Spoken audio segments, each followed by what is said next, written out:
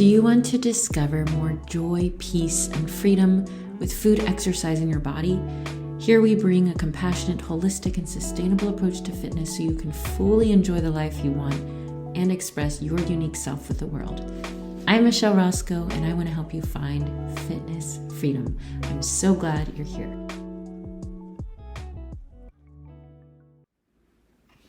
Today's episode answers the question, are you doing your fitness all wrong?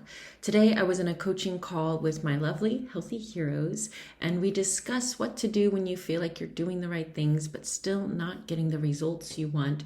And I want to share a little bit about that with you today. So do you ever feel that way? Do you ever feel like you're doing all the right things, but you're still not getting the results that you want? Maybe you've been exercising more, but you're still in the same size clothing and nothing in the mirror looks different at all, even though you feel like you've been working hard in the gym or taking those walks or starting that new exercise regimen. Maybe you're eating really healthy, even clean eating, but you still get digestive issues, your body composition is not changing, and it just feels like nothing's working. It is extremely frustrating. Not only do you feel uncomfortable, which is probably the reason that spurred you to exercise more, eat a little better, you also feel discouraged that it seems like no matter what you do, you can't get things to change. If this is you, if you can relate to this in any way in your health and fitness, keep listening, because I want to share with you, I'm going to break it down for you, what is likely happening. Now, as a disclaimer, I am not a doctor. Please consult your doctor. This is not medical advice, and it would take more detailed knowledge of your individual situation, of course, to know exactly what's going on. But I'm going to give you some frameworks, some information that you can apply to your own life, because it probably comes down to these 4 areas. And I'm saving the biggest one for last, because it's usually, in talking with people and discovering what's really going on, it's the biggest one. Okay, so let's start with number 1 out of 4, and that's food. Food, of course. And there are 3 areas in nutrition to focus on. So if you feel like you're doing the right things, but you're not getting the results you want, maybe you want to burn some fat, maybe you want to tone up, maybe you want more energy, maybe you want to just feel better in your body, have less digestive issues. Here are 3 areas to focus on. It's so simple, it's almost obvious, but if you're likely off in one or more areas, it could be causing a domino effect. So number 1, check your energy balance. Your body needs generally a specific amount of energy, a certain amount of energy or a range of energy to function at its best. If you give it more than it needs, it just doesn't need that extra energy. It's like you have a storage room in your house, or maybe you put things in the basement. You can fill it up. You're not really using it. It just kind of hangs around there. On the other hand, you want to make sure that you're getting enough energy. A lot of the times when we're exercising really hard, we're eating really clean, our bodies are off, and it gets our hormones out of whack as well when we're not getting enough food. And this is more common than you might think. So check your energy balance. Am I getting enough food for my body's basic functions, your basal metabolic rate, or your body at rest, how much it needs to just survive and function normally without exercise and activity? And am I getting enough energy and nutrients for what I do beyond just sitting down and doing nothing? So check your energy balance. Number 2, check your macros. So we got protein, carbs, and fats. You're probably generally familiar with it. And in order to get into more detail, you might have to do some tracking a little bit. And out of curiosity, you could even adjust things. So if you're not interested in calories and you want to stay away from that, you could just focus on protein. There are tracking apps that allow you just to focus on protein, settings that you can choose that allow you to focus just on carbs and or fats, depending on what you want. But check your macros. You might be getting a lot of carbs and not enough protein, which are the building blocks of our body and that really give us the energy that we need. Maybe your healthy fats are out of whack and your brain's not functioning because you need some more omega-3s. So check your macros. And of course, I can't know exactly what it is that you're missing. You might have to do a little investigation on your own. If you would like to share with me and get a more detailed consult, you can message me at the links below. I'd be happy to see how I can help. And then number 3, check your whole foods. And what I mean by that is, how much of the food are you eating? How much of the food that you're eating, is it processed? Is it less processed? Typically, we want to go for the less processed foods, closer to nature. We don't need to do it all the time. And there are definitely processed foods that are great for our bodies. It doesn't have to be completely whole foods all the time. But that can also affect our micronutrient, our vitamin and mineral levels. So we want to eat fruit with the skin on. We want to try to get those whole veggies. We want to try to get whole grains, seeds, and nuts, and plant proteins and proteins that are least processed, less processed than, say, like hot dogs and fish sticks. So check those things. Energy balance, macros, whole foods, that's the food. Now onto exercise. There are 3 things that we can focus on here because I like lists and I want to help you organize this in your brain. So we can check your type, your volume, and intensity. So what kind of exercise are you doing? You say, if maybe you can relate to when I said earlier that you've been exercising more, but you're still in the same size clothing, nothing in the mirror looks different. What kind of exercise are you doing? You want to get a mix of all 3. You want to get a mix of cardio, strength, and mobility. Those are the 3 types of exercise we can categorize most and all movement into, except for NEAT. So you want to make sure that you're getting a little bit of everything. Check your volume. How much activity are you getting in all 3 of them? Typically, for low to moderate exercise, it's recommended that we get at least 2.5 hours a week, or a little over an hour of higher intensity. Are you getting at least that in a week? Maybe, in honesty, you're doing too much. Maybe your volume is too high for what your body can handle right now. Are you progressively overloading? These are some questions to ask. And then number 3, check your intensity. You want varying intensities. If you're not seeing the results that you want, and maybe you're getting started or restarted in a fitness routine, one of the first things, you want to build up to it safely with progression. But one of the things that I see lacking often if people are not getting the results that they want is not having enough high intensity with their workouts, not pushing themselves to that max effort sometimes. And you don't want to do it all the time, but 1 to 2 workouts a week where you're really hitting that max effort for a short period of time is really helpful for getting better results in not just your heart rate, but fat loss as well, and bringing that metabolism up, so to speak. You also want to have some low intensity days. Maybe you're on the other end where your volume is high, your intensity is high, and you're just overtrained, and your body really needs rest. Which takes me to number 3, sleep. Your body doesn't function at its best if it's not getting enough sleep. Duh, right? Of course, we know that. The truth is you could be eating and exercising like an athlete. You could be doing all the right things, but if you're not getting enough sleep, all of your results are diminished. Sleep is connected to our endocrine system, which is responsible for our hormones. It's connected to our brain. All of our main body functions, our big body systems that work, depend on sleep. So we need to get enough sleep, at least 7 hours, more than 6, ideally 7 to up to 9 hours of sleep a night. And that's independent. You might be a little bit different, but you want to get enough sleep. Studies have shown that when muscle builders don't change anything about their routine except their sleep, they burn more fat and their muscles grow. And I don't have the specific numbers there, but you can believe me and look it up yourself if you'd like. Sleep helps. And then the last one, this is the biggest one. If you know that it's not food, exercise, or sleep, and if you don't have any major medical conditions, and by the way, always, check in with your doctor. This is not medical advice, like I said before. If you know it's not those other things that I mentioned, this is likely it. If you feel frustrated, tired, discouraged, it's starting in your mind. And this has to do with stress.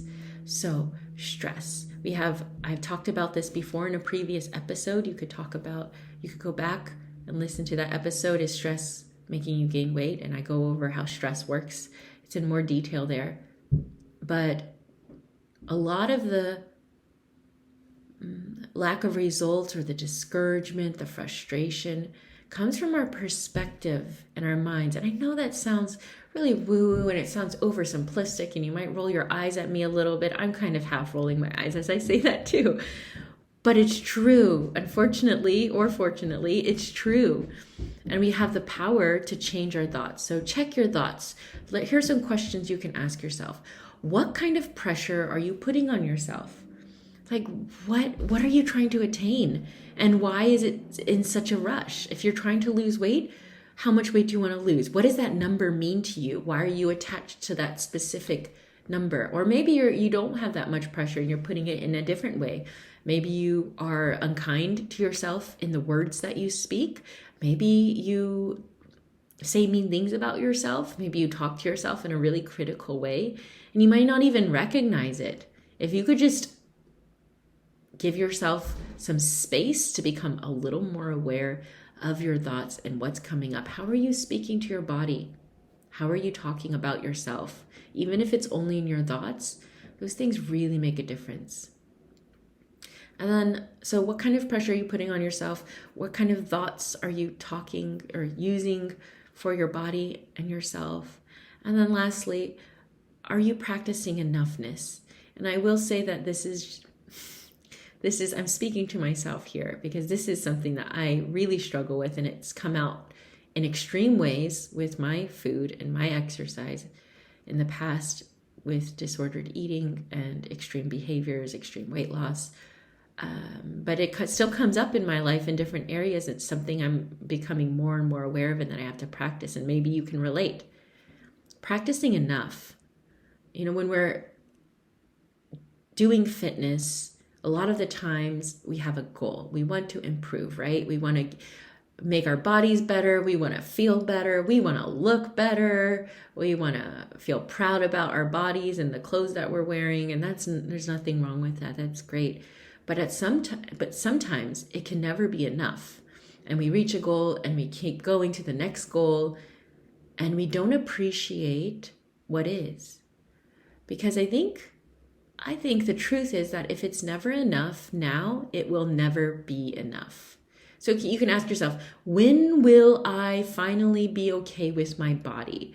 When will I finally accept myself? If that question kind of leaves you suspended in space and you're thinking, yeah, that's a good question. When will I? When will it end? That's probably a sign to practice enoughness. You could be so strict and so perfect with your food and your exercise. You could be like, waving your hands while you hear this, like, oh, I know this, I know this, I know this. You could be perfect in all these areas, but you could be the farthest thing from healthy if your mind is not in the right place. And I'm going to just share a little bit about my personal experience here. And trigger wording, I'm going to mention disordered eating in a little bit more detail. When I was younger and I was in the grip of my disordered eating, anorexia nervosa is what I was diagnosed with I struggled with it for years. I ate perfectly. I knew everything that was going into my body. I knew the nutrition quality of it. I would eat clean foods. I exercised well. And yes, I was in good shape in some ways. Like I had a low resting heart rate. And that's just one measure. But I was the farthest thing from healthy. I hated my body. I would criticize myself. And in the more extreme dark sides of that eating disorder, I was closer to death than I ever have been. So that's not healthy at all. It's not just about what you're doing on the outside. It's about what's coming up from the inside, because the externals don't work, at least not sustainably and effectively, when the internal is not dialed in. So that's why in my program, in the Holy Grail of Holistic Health, we start with hope. This is my framework for everything. We start with hope, the truth that you are already worthy and you are already powerful. And from there, that's where we take action, from a place of already enough, not doing to be enough? And that's where we change our habits daily and we experience holistic happiness. And then from there, we get to enjoy true health. So it all starts in your mind. You have to feel safe in your body first. How do you do that? It's a practice. It's perspective. It's letting go.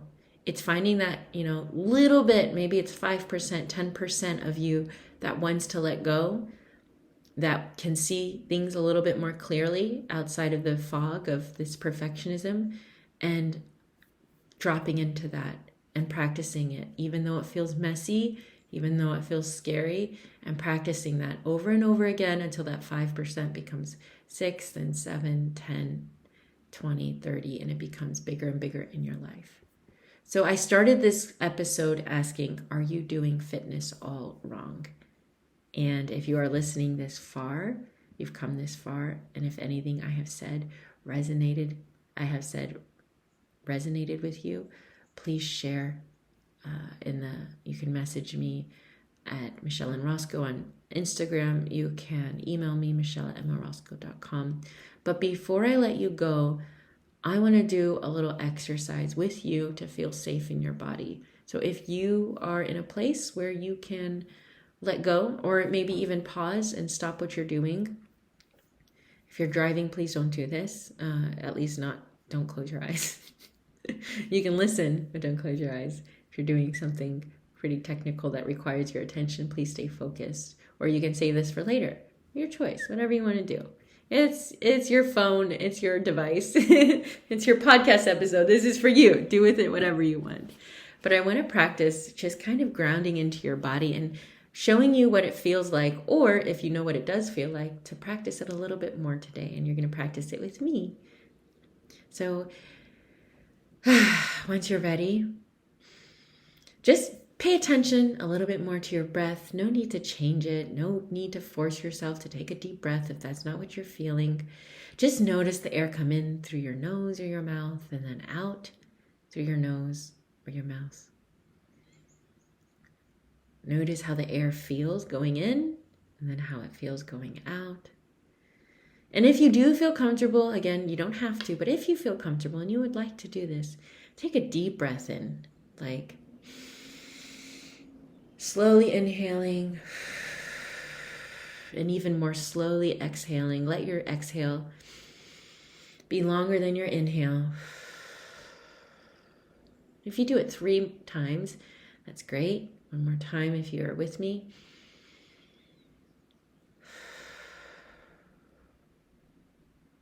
Let things become quieter around you. Notice the sounds around you, my friend. My voice, your breath. Maybe even that pesky sound that feels like it's annoying and it's getting in the way of your blissful meditation. Just notice it. It belongs. Notice sounds that are far away, sounds that are close by. And check in with your body. Just do a quick body scan from your head to the top of your head, down your face, your neck, your chest, your arms, your fingers, your back and belly, your pelvis, legs, all the way to your toes. And feel the energy inside your body. Feel the life, the aliveness in your fingers, your toes, your body. And from here, noticing that energy, find your center. Find the center of your chest. Find the center of your body. Find the center of your heart. Where do you feel the most grounded? Sit back there. Just settle in there a little bit more. And if it's hard to find, don't worry about it. Just find the closest thing to center. You might want to put your hand on your heart if that feels okay, even on your belly if that feels okay. You might want to extend your arms out as if to receive or be open. Taking another breath, noticing that breath. And notice how in this moment, without the worried thoughts or without getting too hung up on them, everything in this moment is okay.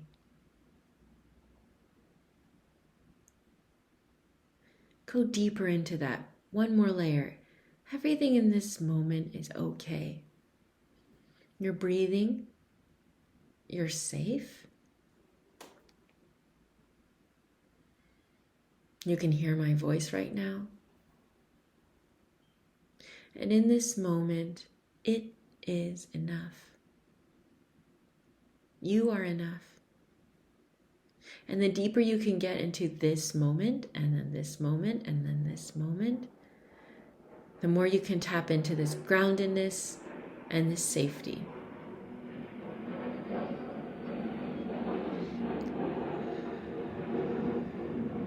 And this is something you can practice intentionally. And it's also something that you can practice throughout the day, just by becoming a little bit more aware of your surroundings through your senses. Maybe that's looking at something a little more closely, listening to sounds, paying attention to your food, noticing where your body is in relation to space, and just letting go, practicing that letting go. Because when you feel safe in your body, notice how things feel different. How about going back to that feeling of frustration that I mentioned earlier? How about those thoughts of food and exercise and sleep and stress? Things just feel a little bit more aligned, like you shook things up and they settled down to where they needed to be. And if you don't feel that way, we could try this practice again or some variation of it. But the truth is, the answer to that question is, you're not doing fitness all wrong. You're not doing fitness all wrong. You're exactly where you need to be right now. You're exactly where you need to be right now. And with that, I'm going to let you go. Sending you so much love.